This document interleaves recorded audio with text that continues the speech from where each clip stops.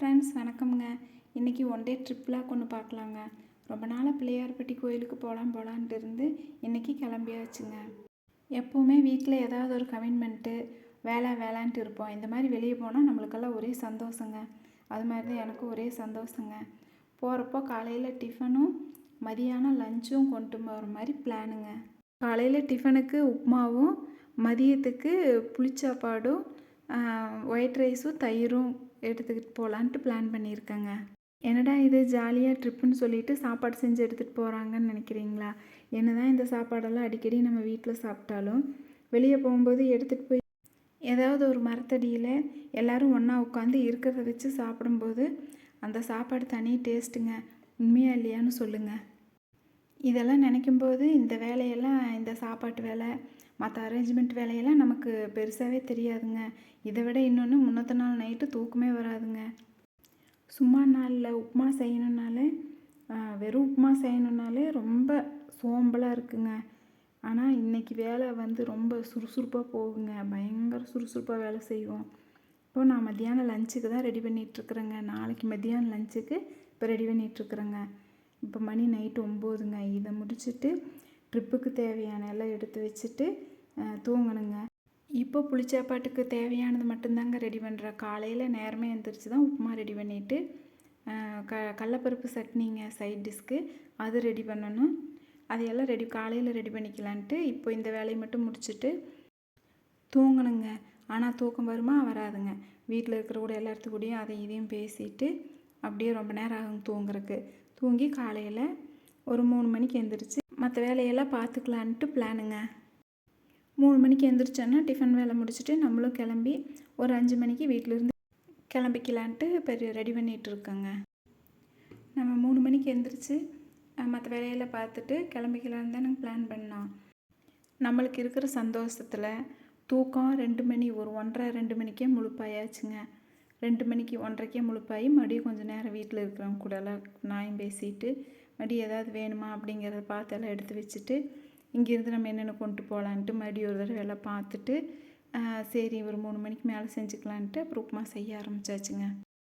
உப்புமா கூடவே தொட்டுக்கிறதுக்கு கடலப்பருப்பு சட்னி ரெடி பண்ணியாச்சுங்க. ரெடி பண்ணிவிட்டு இப்போ நாளைக்கு கொண்டு போகிறதுக்கு உப்புமா, புளிச்சாப்பாடு, கடலப்பருப்பு சட்னி, தயிர், ஒயிட் ரைஸு எல்லாம் எடுத்து வச்சாச்சுங்க. தண்ணி பெரிய வாட்டர் கேனில் பிடிச்சி முதல்ல கொண்டு வண்டியில் வச்சாச்சுங்க. ஒயிட் ரைஸ் அப்படியே குக்கரோடு எடுத்துட்டோங்க. ஏன்னா நம்ம வண்டி தானே, சரி அப்படியே கொண்டு போய்க்கலாம் அப்படின்ட்டு அப்படியே எடுத்து வச்சாச்சுங்க. அப்புறம் போயிட்டு கொஞ்சம் நேரம் ரெஸ்ட் எடுக்கிற மாதிரி இருக்குது அப்படின்னா அதுக்கு வேணுங்கிறதெல்லாம் கொஞ்சம் திங்ஸு போகும்போது வழியில் ஏதாவது பழங்க வாங்கினோன்னா கட் பண்ணுறதுக்கு கத்தி அதெல்லாம் எடுத்து வச்சுருக்கோங்க. இப்போ எல்லோரும் ரெடி ஆகிட்டு 5 மணிக்கு வீட்டிலேருந்து புறப்பட்டாச்சுங்க கோயிலுக்கு.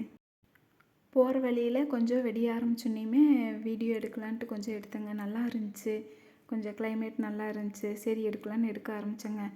அதை எடுத்துகிட்டு அப்படியே பார்த்தா மேலே வானத்தில் அலையாக மேகம் இருந்ததுங்க. சூப்பராக இருந்துச்சு. நானும் எப்படியாவது சரி கொஞ்சம் இது வீடியோவில் எப்படி தெரியுதுன்னு தெரியுதில்ல, ஆனால் நேராக பார்க்கும்போது சூப்பராக இருந்துச்சுங்க. ரொம்ப நேரமாக வண்டியில் போகிறதே காமிச்சிட்ருக்கேங்க. ஏன்னு தெரியுங்களா, நான் எப்படியாவது அந்த சன்ரைஸும்பாங்களே அது தெரியுது கண்ணுக்கு. ஆனால் அதை எடுத்துடலான்னு பார்க்குறேன். கொஞ்சம் தெரியுது ஆனால் மறைஞ்சிருது, கொஞ்சம் தெரியுது மறைஞ்சிருது. ஒரு பக்கம் நல்லா தெரிஞ்சுதுங்க, எடுத்துட்டேன். வீடியோவில் எப்படி தெரியுதுன்னு தெரியல, ஆனால் நேராக சூப்பராக இருந்துச்சுங்க. பார்க்கும்போது வானத்தில் மேகம் அலையாக சூரியன் வராமல் நேராக பார்க்கும்போது நல்லா சூப்பராக இருந்ததுங்க. கோயிலுக்கு வந்தாச்சுங்க. சாமி நல்லா தரிசனம் பண்ணியாச்சு. நல்லா சாமி கும்பிட்டு வெளியே வந்துட்டேங்க.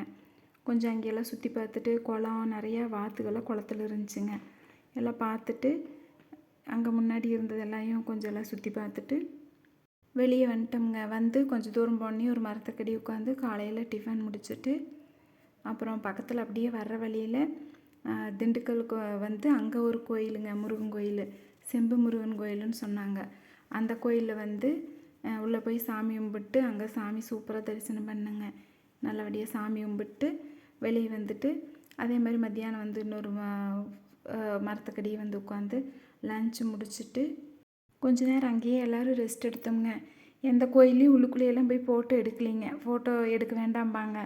நம்ம போயிட்டு ஏன் எடுத்துட்டு அங்கே யாராவது ஒருத்தர் ஏன் எடுக்கிறேம்பாங்கன்னு சொல்லுவாங்கன்ட்டு எங்கேயும் ஃபோட்டோவெல்லாம் எதுவும் எடுக்கலைங்க.